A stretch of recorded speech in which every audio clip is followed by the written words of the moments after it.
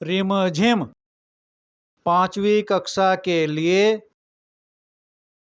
हिंदी की पाठ्य पुस्तक। पाठ 1 राख की रस्सी।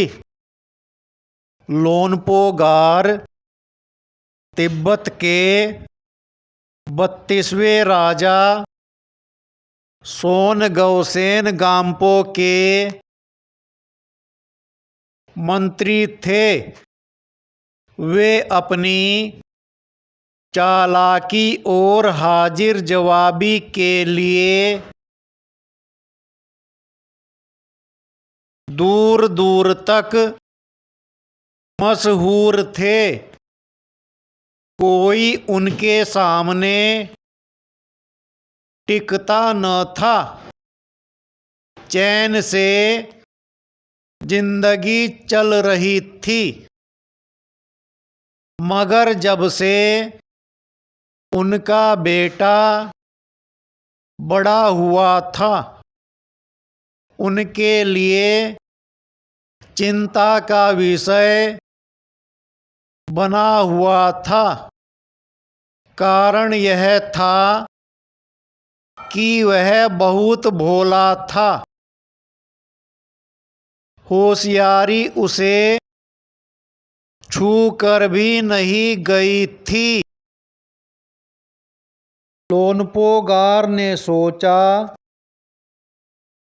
मेरा बेटा बहुत सीधा साधा है। मेरे बाद इसका काम कैसे चलेगा। एक दिन लोनपो गार ने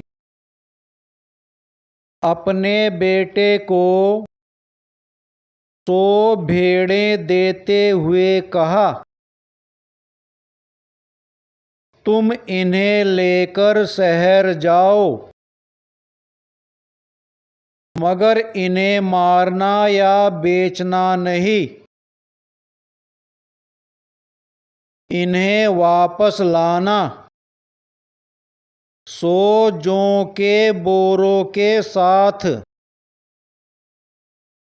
वरना मैं तुम्हें घर में नहीं घुसने दूंगा।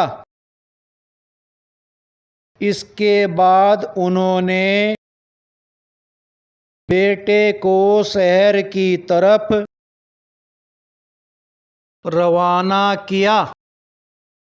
लोनपो गार का बेटा शहर पहुंच गया, मगर इतने बोरे जौ खरीदने के लिए उसके पास रुपए ही कहाँ थे। वह इस समस्या पर सोचने विचारने के लिए सड़क किनारे बैठ गया, मगर कोई हल उसकी समझ में ही नहीं आ रहा था।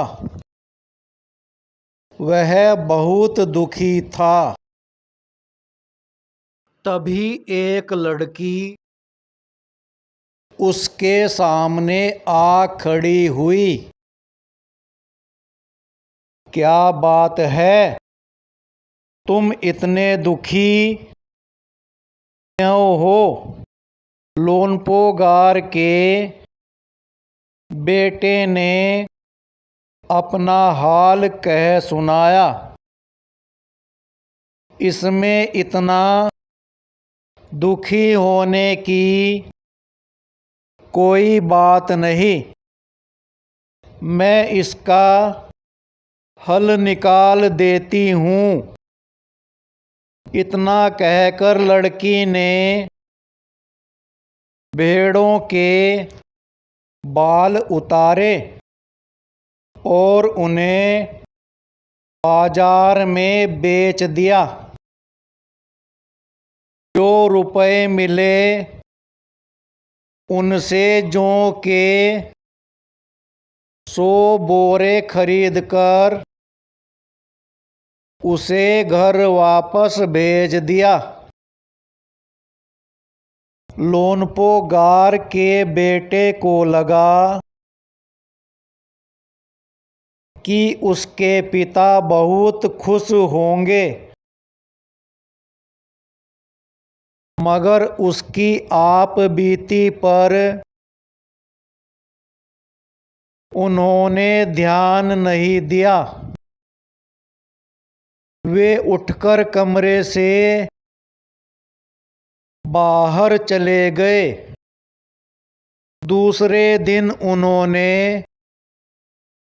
अपने बेटे को बुलाकर कहा,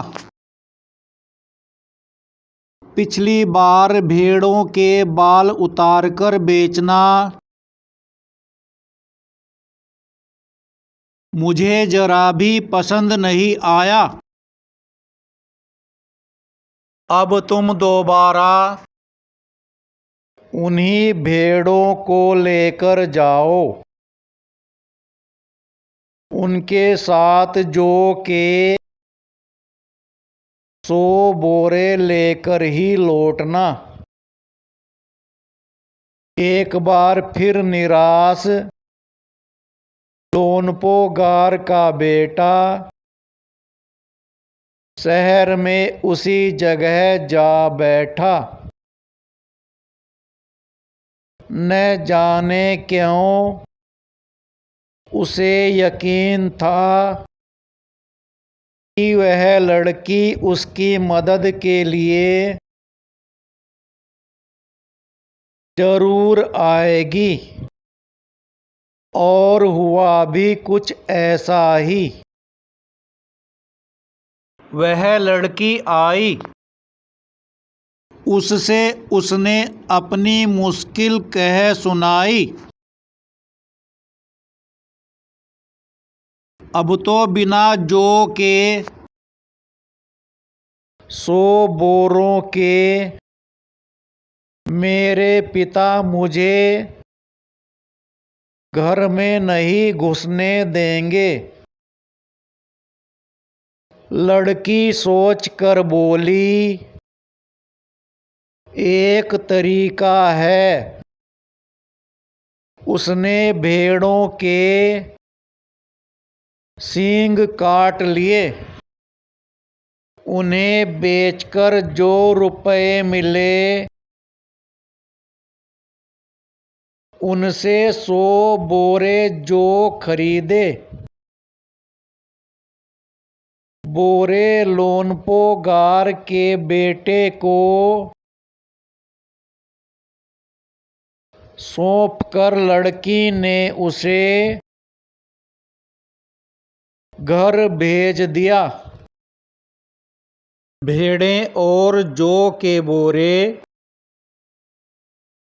पिता के हवाले करते हुए लोनपो गार का बेटा खुश था। उसने विजयी भाव से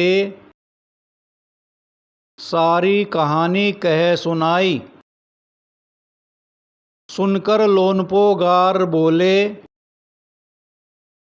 उस लड़की से कहो कि हमें 9 हाथ लंबी राख की रस्सी बनाकर दें। उनके बेटे ने लड़की के पास जाकर पिता का संदेश दोहरा दिया। लड़की ने एक शर्त रखी, मैं रस्सी बना तो दूंगी, मगर तुम्हारे पिता को वह गले में पहननी होगी। लोनपो गार ने सोचा, ऐसी रस्सी बनाना ही असंभव है। इसलिए लड़की की शर्त मंजूर कर ली। अगले दिन लड़की ने 9 हाथ लंबी रस्सी ली, उसे पत्थर के सिल पर रखा और जला दिया। रस्सी जल गई, मगर रस्सी के आकार की राख बच गई। इसे वह सिल समेत लोनपो गार के पास ले गई और उसे पहनने के लिए कहा। लोनपो गार रस्सी देखकर चकित रह गए। वे जानते थे कि राख की रस्सी को गले में पहनना तो दूर, उठाना भी मुश्किल है। हाथ लगाते ही वह टूट जाएगी। लड़की की समझदारी के सामने उनकी अपनी चालाकी धरी रह गई। बिना वक्त गंवाए लोनपो गार ने अपने बेटे की शादी का प्रस्ताव लड़की के सामने रख दिया। धूमधाम से उन दोनों की शादी हो गई।